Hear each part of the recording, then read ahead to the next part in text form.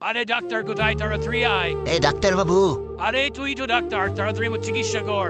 আরে হ্যাঁ, আমি তো ডাক্তার। আরে ডাক্তার, আমার খুব ব্যথা, তাড়াতাড়ি চিকিৎসা কর। আরে দাঁড়ান, ওষুধ লিখে দিচ্ছি। আরে আগে তো জিজ্ঞেস করবি আমার কিসে ব্যথা। আচ্ছা বলুন আপনি।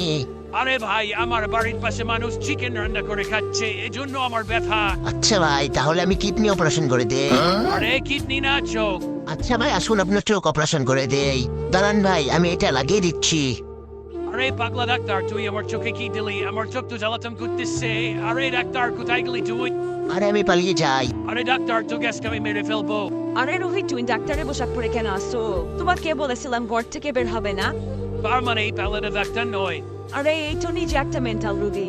আরে আজকে তো আমি ডাক্তার হয়ে রুগীর সেবা করবো, তাড়াতাড়ি জামাটা পরে নেই।